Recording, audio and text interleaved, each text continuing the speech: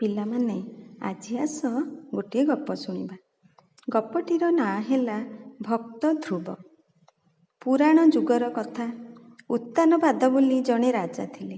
ତାଙ୍କର 2 ଜଣ ରାଣୀ ଥିଲେ। ଜଣଙ୍କ ନାଁ ସୁନୀତି, ଆଉ ଜଣଙ୍କର ନାଁ ସୁରୁଚି। ରାଜା ଉତ୍ତାନପାଦ ରାଣୀ ସୁରୁଚିଙ୍କୁ ଖୁବ୍ ଭଲ ପାଉଥିଲେ। ସୁରୁଚିଙ୍କ ପୁଅ ଉତ୍ତମ ଓ ସୁନୀତିଙ୍କ ପୁଅ ଧ୍ରୁବ। ଥରେ ରାଜା ରାଜପୁତ୍ର ଉତ୍ତମଙ୍କୁ କୋଳରେ ବସାଇ ଗେଲ କରୁଥିଲେ। ଧ୍ରୁବ ମଧ୍ୟ ବାପାଙ୍କ କୋଳରେ ବସିବା ପାଇଁ ଖୁସିରେ ଦୌଡ଼ିଗଲେ। ରାଜା ଧ୍ରୁବଙ୍କୁ କୋଳରେ ବସାଇଲେ।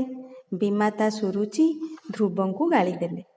ଧ୍ରୁବ କାନ୍ଦି କାନ୍ଦି ମାତା ସୁନୀତିଙ୍କ ପାଖକୁ ଗଲେ।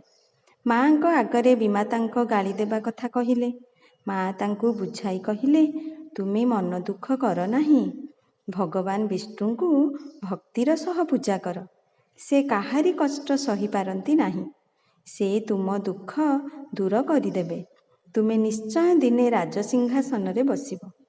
ଦିନେ ରାତିରେ 5 ବର୍ଷର ବାଳକ ଧ୍ରୁବ ମାଆ ଶୋଇଥିବା ସମୟରେ ତପସ୍ୟା କରିବା ପାଇଁ ବଣକୁ ଚାଲିଗଲେ। ବାଟରେ ମହର୍ଷି ନାରଦ ଧ୍ରୁବଙ୍କୁ ଦେଖିଲେ। ବନ ଗମନର କାରଣ ପଚାରିଲେ। ଧ୍ରୁବ ନାରଦଙ୍କୁ ସବୁ କଥା କହିଲେ। ନାରଦ ବୁଝାଇ କହିଲେ, ତୁମେ ଛୋଟ ବାଳକ। ଭଗବାନ ବିଷ୍ଣୁଙ୍କ ଆରାଧନା ଖୁବ୍ କଷ୍ଟସାଧ୍ୟ। ତୁମେ ଏ କାମ କରିପାରିବ ନାହିଁ। ଜଙ୍ଗଲରେ ବାଘ, ଭାଲୁ, ସିଂହ, ସାପ ଆଦି ହିଂସ୍ର ଜନ୍ତୁଙ୍କର ଭୟ ବି ରହିଛି। ତେଣୁ ତୁମେ ରାଜନଅରକୁ ଫେରିଯାଅ। ମାତ୍ର ଧ୍ରୁବଙ୍କ ଈଶ୍ୱର ଭକ୍ତି ଓ ଈଶ୍ୱର ବିଶ୍ୱାସ ଦେଖି ନାରଦ ତାଙ୍କୁ ଯମୁନା ନଦୀ କୂଳକୁ ପଠାଇଲେ। ଧ୍ରୁବଙ୍କୁ ଓଁ ନମୋ ଭଗବତେ ବାସୁଦେବାୟ ଏହି ମନ୍ତ୍ରଟି ଶିଖାଇଦେଲେ। ବାଳକ ଧ୍ରୁବ ଏହି ମନ୍ତ୍ର ଉଚ୍ଚାରଣ କରି କଠୋର ତପସ୍ୟା କଲେ। ଧ୍ରୁବଙ୍କ ତପସ୍ୟାରେ ଭଗବାନ ବିଷ୍ଣୁ ସନ୍ତୁଷ୍ଟ ହୋଇ ଦେଖାଦେଲେ ଓ ତାଙ୍କୁ ବର ଦେଲେ।